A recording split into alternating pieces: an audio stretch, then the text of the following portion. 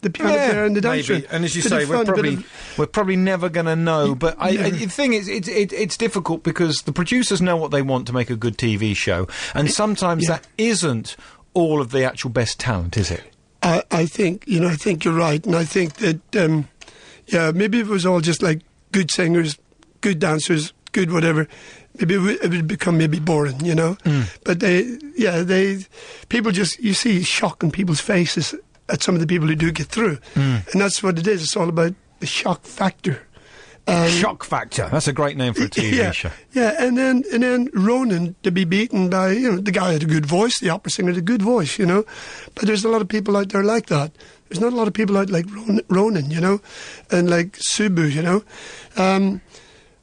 I just, I don't know.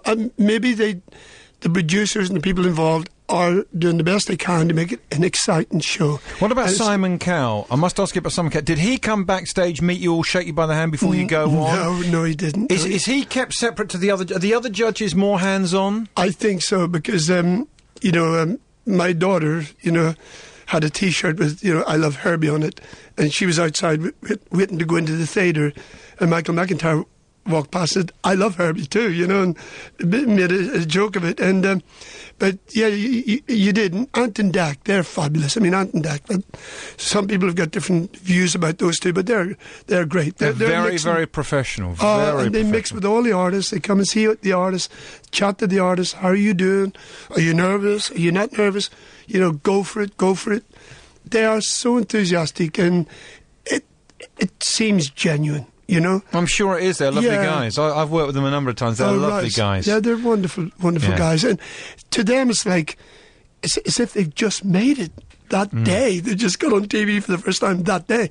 They're just so excited. It's like, Well, I think their enthusiasm shines through. I think they're but I just wondered whether the Michael McIntyres, the Amanda Holdens, and the Hoff and all that actually did ever come backstage and wish you luck or anything.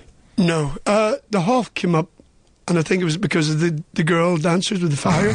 I'm serious, yeah. He sort of, he came up and one of the girls was like, giving him big smiles and, anyway, he sort of gave a big smile, and I was sitting with the girls. I love it. Did you get to see the Union Jack jacket that he had on? I love that jacket. Did you wear that the night you were on? Yeah, so he did come up, and sort of say hi, but I think it was because of the girls, What were the viewing figures? 9 million?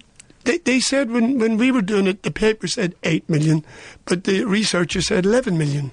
So, so round about. Nobody really knows. Nobody knows. Nobody really knows. Nobody knows. Right, you're going to do a song for us, and you've got Kate with us. Kate's being very well behaved and very quiet. Good afternoon, Kate. Hello. Hi, now you're going to help Herb on the song Still in the Heart, is it? Do you want to do that now, or would you want to do that? You can either do it now or do it as your money shot just before 1. It's up to you guys. What do you want to do? Do you want to go out on the song? Or do you want to get the song out? We'll go out on it. You don't want to get it out of the way now? Yeah. Right. Okay, we go. So, that brings us along to this. Now, you were in this band.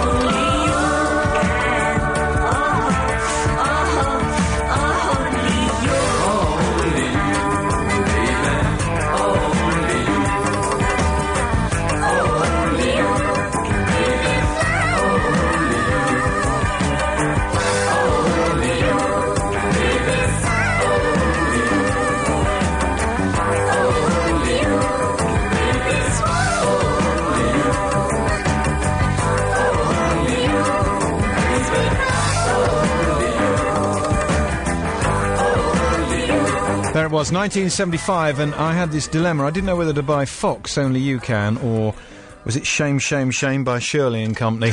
In the end, I think I did buy them both, but that was you and Kenny Young and the band Fox. So you were a full-time member of Fox? Yeah.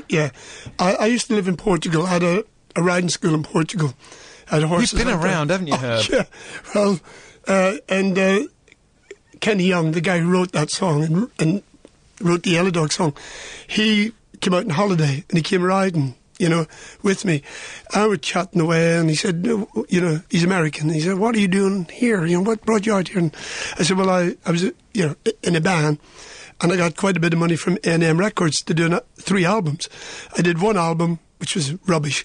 What was the band you were in then? It was called Dyke and Armstrong. Oh, they were dreadful. I remember them. And no, I've never heard of them. No, and so anyway, I took the rest of the money that I had left and bought these horses in Portugal, moved to Portugal. So I told him a story about it, and he said, well, I'm a musician, I'm a rider. And he said, have you ever heard of Under the Boardwalk? I said, of course I've heard of Under the Boardwalk. I said, I used to sing it when I was a kid. He looked at me funny because he's a little bit older than me. And anyway, he said, well, bring your guitar up to the villa, and let's sit down and play around, jam. So we came up with all these songs. And he said, I've got a girl singer who could sing this stuff. And he said, can you come back to England for a week or so? I said, yeah, I can do that. So I went back to England. He got a studio lined up, borrowed a studio, and there was a band called Snafu recording an album, and he paid them 20 quid each to stay on in the studio afterwards. A friend of his was producing this band. So we went into the studio, and we worked in this stuff with this girl singer. And I flew back to Portugal. Then I got a couple of more calls saying, I think this is going to be big. I think you should get back here to England. So I sold up the school, came back to England, and we had a number 7 album and I think 4 top 20 hits. And Only You Can went to number 3, and the album went double gold in Australia and so forth and so forth. But then we did that, and then the girl singer, we wanted to do something ourselves. Kenny wanted to sing. So we formed Yellow Dog on top of Fox and put the girl Nusha out with a single called Georgina Bailey. I remember that single. I wrote that with Kenny, and that came out, and it was banned. Radio 1. Tony Blackburn. She went on top of the Pops wearing a schoolgirl's uniform, fishnet stockings, and Tony Blackburn said, did you see Nusha Fox last night? This is a family programme, the record's banned. In those days when they banned something, it was lost. So they banned Georgina Bailey. A few years later, it would have sent it straight to number 1, of course, by banning which happened to the Sex Pistols and a few